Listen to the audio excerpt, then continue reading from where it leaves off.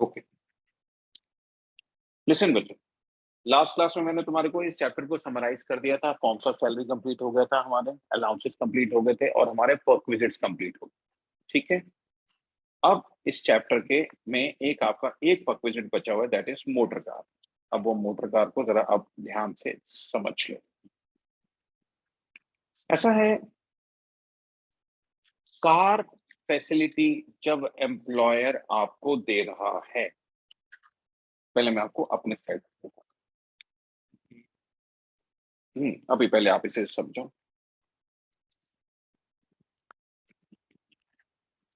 Motor car facility में क्या क्या चीजें ध्यान से देखनी है वो समझो। पहली बात तो कार किसकी है, एम्प्लॉयर ने आपको प्रोवाइड कराई है या एम्प्लॉइज ओन कार है बच्चों। एक्सपेंसेस कौन कर रहे हैं,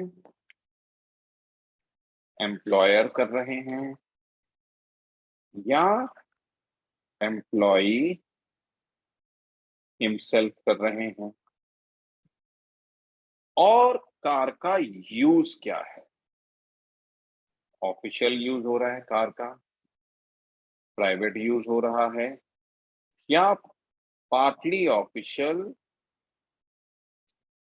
एंड पार्टली प्राइवेट यूज। ये सब चीजें कंसिडर करने वाली। पहली बात तो कार किसकी, एक्सपेंस कौन इनकर कर रहा है और यूज क्या होगा। बड़ी कॉमन सेंस वाली बात है। यूज जब भी ऑफिशियल होगा that is not a perk. Perk कब है, जब आप प्राइवेट यूज करो। ठीक है ना, अब ध्यान से सुनना। फर्स्ट केस, कार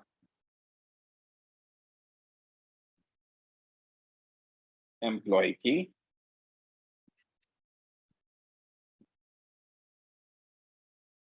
एक्सपेंडिचर भी एम्प्लॉय हिमसेल्फ कर रहा है, तो it is not a perk, not tax. आपकी कार एक्सपेंडिचर आप कर रहे हो तो जिस मर्जी यूज में करो ना, हमें क्या फर्क पड़ता, खत्म हो गया। लेकिन अगर कार एम्प्लॉय की है और एक्सपेंडिचर एम्प्लॉयर कर रहा है, तो यूज देखा जाएगा। If it is used for used for official purposes, it is not a perk।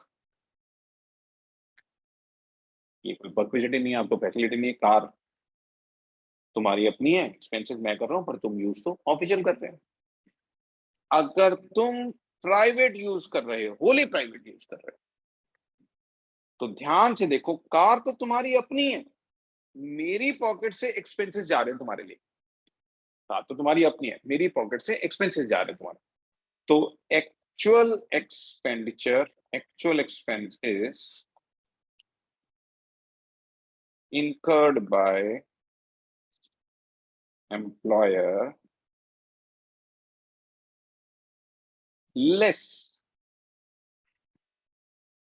amount recovered from employee is taxable to you। खत्म होगी बात, सिंपल सी बात। जितना एक्सपेंडिचर मैं तुम्हारे लिए कर रहा हूं, उसमें से जितना मैंने तुमसे रिकवर कर लिया, काम खत्म। Balance is taxable, balance is taxable.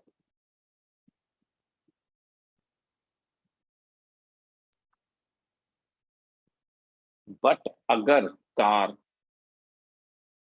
Partly official और पार्टली प्राइवेट पर्पस के लिए यूज हो रही है, तो ये देखो,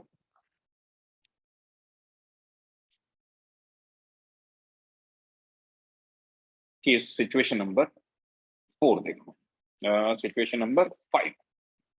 नहीं नहीं नहीं नहीं नहीं, कार इज ओन्ड और hired by the employer, owned by the expenses incurred by the employer. Yes, situation number 5 देखो, car is owned by employ, car तुम्हारी है expenditure are incurred by employer, expenditure मैं कर रहा हूं, and car is use for partly official and partly personal purpose.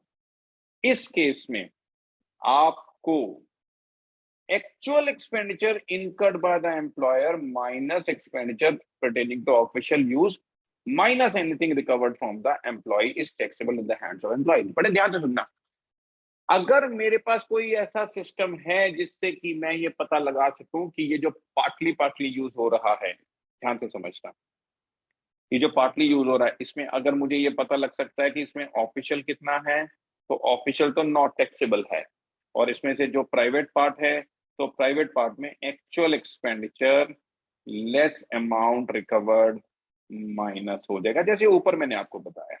लेकिन ये तब होता है जब अगर मेरे पास इसकी डिटेल पता है, बट अगर मुझे इसकी डिटेल ही ना पता हो तो, अगर मुझे इसकी डिटेल ही ना पता हो कि इसमें से कितना ऑफिशियल और कितना प्राइवेट हो रहा है, तो इनकम टैक्स ने सीधा सीधा रूल बना दिया है, expenditure pertaining to official use, situation number 5 पढ़ रहा हूं बच्चों, एक्सपेंडिचर पेज नंबर 93 है, pertaining to official use can be calculated as per logbook of the car। Logbook होती है एक डिटेल बुक, ड्राइवर के पास मेंटेन होती है, जिसके पे वो लिखता है कि इतने किलोमीटर से इतने किलोमीटर तक इस पर्पस के लिए गए, तो वहां से पता लग जाता है कि ये ऑफिशियल, तुम मीटिंग अटेंड करने गए हो, क्लाइंट के पास गए हो, कस्टमर के पास गए हो, शादी अटेंड करने गए हो, मीटिंग, तो पता लग जाता है कहाँ कहाँ ऑफिशियल है कहाँ। लेकिन अगर मान लो ऐसा नहीं है, ऑल्टरनेटिवली अगर ऐसा नहीं है, alternatively expenditure pertaining to official use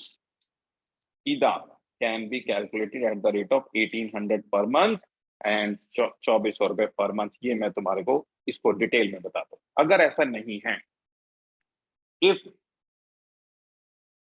details are not available, बहुत ध्यान से सुनना, तो actual expenditure incurred by employer less 1800 rupees per month और 2400 रुपीज पर मंथ हम माइनस कर देंगे। 1800 पर मंथ तब माइनस करेंगे अगर कार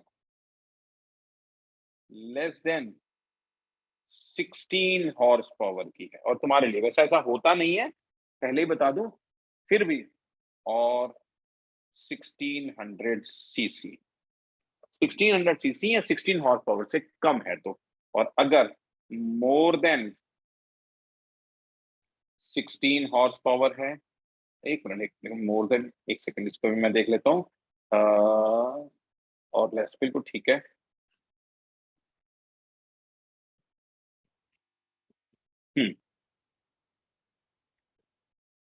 इक्वल टू और लेस देन और मोर देन 16 हॉर्स पावर में 2400 रुपए पर मंथ के हिसाब से आपको माइनस करके बैलेंस जो है वो टैक्सेबल होगा, less amount recovered from employees, from employ, ये बैलेंस आपको टैक्सेबल होगा। बहुत ध्यान से, कार का पर्क ऑलमोस्ट एक पूरी क्लास खा जाता है, इसलिए बड़े ध्यान से समझना है, बैलेंस इज टैक्सेबल। मैं आपको एक बार रीकैप कराता हूं और फिर इसकी गहराई बताता हूं, ध्यान से सुनना। अगर कार तुम्हारी अपनी है, एम्प्लॉय की अपनी है, एक्सपेंडिचर भी तुम कर रहे हो, तो मैं तो कुछ कर ही नहीं कहा, इट्स नॉट अ पर्क, खत्म। बट कार तुम्हारी अपनी, एक्सपेंडिचर मैं कर रहा हूं, तो देखा जाएगा किस पर्पस के लिए कर रहा हूं, ऑफिशियल पर्पस के लिए कर रहा हूं, not a perk, not taxable. Private खर्चा हो रहा सारा, तो जितना एक्सपेंडिचर मैं कर रहा हूं सारा लेस, अगर तुमसे कुछ रिकवर कर रहा हूं माइनस करके बेनिफिट। बट अगर पार्टली पार्टली कर रहा हूं, तो पार्टली पार्टली में या तो आपके पास लॉग बुक मेंटेन होगी, लॉग बुक मेंटेन है तो ऑफिशियल नॉट टैक्सेबल, प्राइवेट का वही जो ऊपर पार्ट बताया। बट अगर लॉग बुक मेंटेन नहीं है तो ये rule actual amount expanded by employer less 1800 रुपए पर मंथ और 2400 रुपए पर। अब यहाँ पे एक बड़ी अच्छी बात है, मान लो कार 16 हॉर्स पावर से ज्यादा की, तो 2400 रुपए पर मंथ के हिसाब से आपको डिडक्शन मिल जाएगी। 2400 रुपए इंटू 12 किया तो मैंने 28,800 रुपए माइनस हुआ। एक्चुअल एक्सपेंडिचर है 2 लाख। ध्यान तो सुनना, कार तुम्हारी है, एक्सपेंडिचर मैं कर रहा हूं, कार का एक्सपेंडिचर हो गया 2 लाख। अब 2 लाख में से मैंने 2400 रुपए पर मंथ के हिसाब से माइनस किया 28,800 और मैंने बोल दिया कि balance 1,71,200 taxable to you. Let us assume तुमसे रिकवरी भी कर ली मैंने 20,000 रुपए की, तो 1 लाख यो भी माइनस कर दिया, तो 171 माइनस 20,000 तो 1,51,200 इज टैक्सेबल टू यू। तो अब तुम रोने लग पड़े, सर क्या कर रहे हो, 1,51,000 कार की फैसिलिटी मुझे टैक्सेबल कर रहे हो। इतना तो मैंने यूज ही नहीं किया, मुश्किल से 30-40% यूज किया होगा। तो 2 लाख खर्चा हुआ है, तो कहीं 60-70 हजार अगर आप मुझे टैक्सेबल करते तो बात समझ में आती। उसमें से भी 20,000 मैं एम्प्लॉयर को दे चुका हूँ या दे चुकी हूँ, आप मुझे 1,50,000 टैक्सेबल करके बैठ गए। ठीक है, अब इसी पर्टिकुलर केस में कि when car is owned by employ और एक्सपेंडिचर कर रहा है एम्प्लॉयर और यूज दोनों हो रहे हैं, डिटेल है नहीं, इसमें फंसता है एम्प्लॉय। तो अब जब एम्प्लॉय रोया तो हमने बोला कि ठीक है जी, हम आपकी इस समस्या का समाधान कर देते हैं। आपके हिसाब से कितना होना चाहिए? आपने कहा सर हमारे हिसाब से लेट अस अज्यूम 50,000 टैक्सेबल होना चाहिए। हमने कहा ठीक है, हम आपकी बात मानते हैं, अगर आप हमारी ये 2 कंडीशंस को मंजूर कर लो। ये 44.14.1 पैराग्राफ में ऑलरेडी मेंशन है। Number 1 condition, employer should maintain complete details of journey undertaken for official purpose which may include date of journey, destination, mileage and amount। और फिर एम्प्लॉयर एक सर्टिफिकेट दे टू द इफेक्ट कि expenditure जो है वो official duties के लिए किया गया है। तो हम आपके हिसाब से जितना अमाउंट एक्सपेंडेड है उतना हम माइनस करके बैलेंस आपको टैक्सेबल करेंगे। अदरवाइज हमारा रूल ये है जो मैंने अभी भी तुम्हें बताया। मेरी बात समझ में आती है? ठीक है, इन्होंने बड़े सारे सिचुएशन बना रखे, मैं तुम्हारे को जनरली केसेस तो इसमें भी बनेंगे, बट ये इस तरह से टैक्सेबिलिटी आपको समझाई जाएगी। गॉट इट और नॉट? अच्छा, ये जो मैंने तुम्हें केस बताया, ये बात है अगर कार, ये फर्स्ट केस में भी कार एम्प्लॉय की अपनी है, सेकंड केस में भी कार एम्प्लॉय की अपनी है, बट फर्स्ट केस में एक्सपेंडिचर तुम खुद कर रहे हो, सेकंड केस में एक्सपेंडिचर मैं कर रहा था। अब केस नंबर 3, जब कार भी मेरी है, एक्सपेंडिचर भी मैं कर रहा हूं, तो फिर यूज देखा जाएगा। ऑफिशियल पर्पस के लिए यूज कर रहे हो, नॉट टैक्सेबल। सीधी सी बात है। प्राइवेट पर्पस के लिए यूज कर रहे हो, थोड़ा लॉजिकली कॉमन सेंस से सोचो, मैं दोनों चीजें कर रहा हूं तुम्हारे लिए, कार भी मैं दे रहा हूं, एक्सपेंडिचर भी मैं कर रहा हूं, तो तुम्हें टैक्सेबल क्या होगा? प्राइवेट पर्पस के लिए यूज कर रहे हो, सब कुछ टैक्सेबल होगा। सब कुछ में एक्सपेंडिचर भी और कार की 10% डेप्रिसिएशन पर एनम, कार की डेप्रिसिएशन 10% पर एनम के हिसाब से आपको टैक्सेबल, जो एक्चुअल एक्सपेंडिचर है, एक्चुअल एक्सपेंडिचर और लेस अगर कोई अमाउंट रिकवर्ड फ्रॉम एम्प्लॉय है तो वो माइनस हो जाएगा, बैलेंस इज टैक्सेबल। लेकिन अगर मान लो थर्ड केस है कि यूज पार्टली पार्टली है, तो उस केस में हम ये देख लेंगे, कार अगर अप टू 16 हॉर्स पावर की है तो आपको 1,800 पर मंथ टैक्सेबल होगा। ध्यान से, टैक्सेबल होगा। और अगर मोर देन 16 हॉर्स पावर की आपकी कार है तो 2,400 रुपीज पर मंथ आपको टैक्सेबल होगा।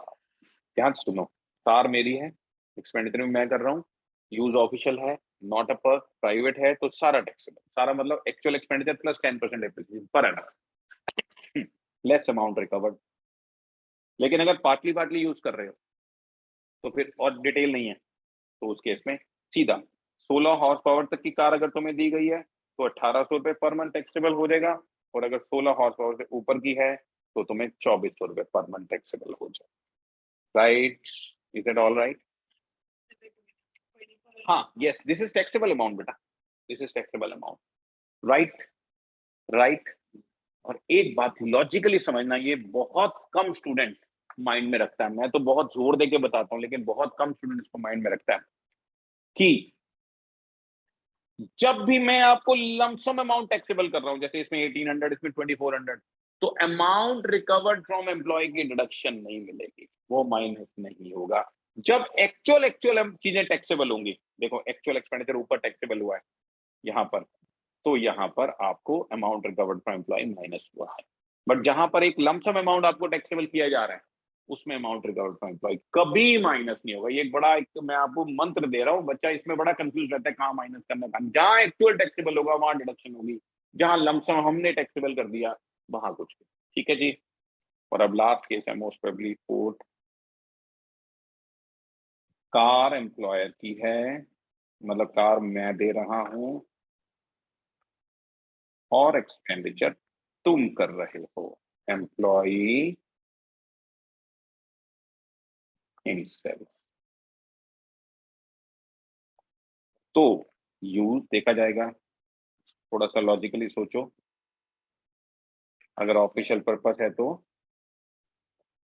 कितना अमाउंट टैक्सेबल होना चाहिए? Not taxable. ठीक है, तुम लोग गुस्से में लग रहे हो, नाराज लग रहे हो, भाई जिसने रूल बनाया बनाया ना। ठीक है। अच्छा, अगर प्राइवेट है तो कितना टैक्सेबल होना चाहिए? ध्यान से, एक्सपेंडिचर तुम खुद कर रहे हो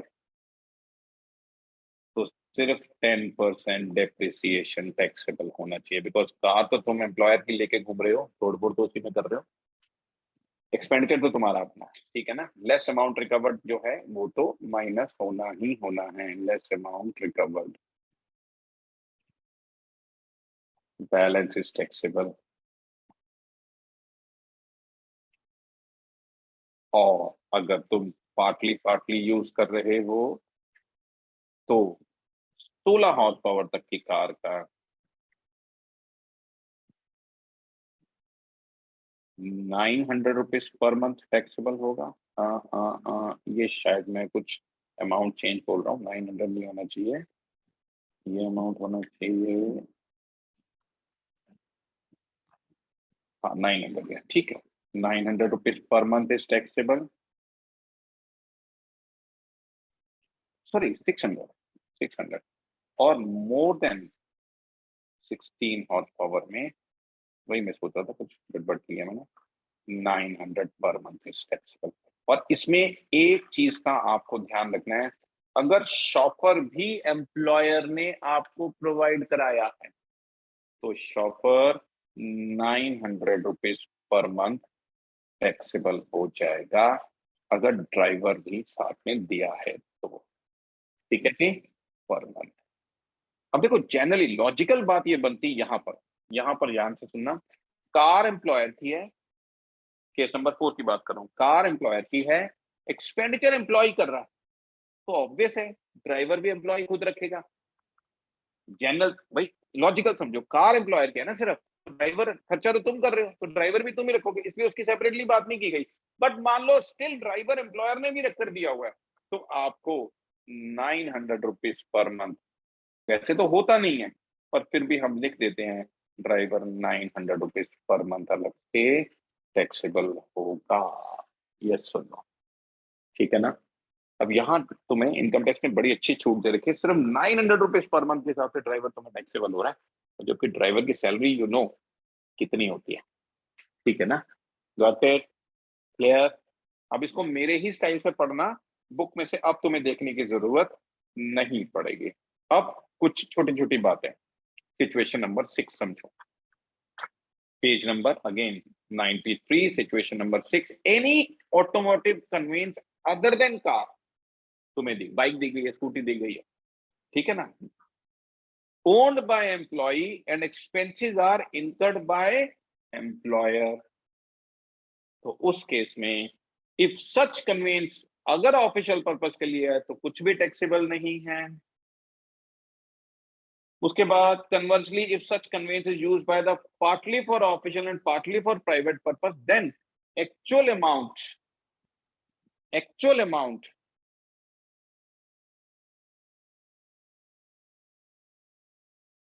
दोबारा पढ़ देता हूं. If such conveyance is used by the employee partly for official and partly for private purpose, then actual amount incurred by employer minus amount recovered will be taxable.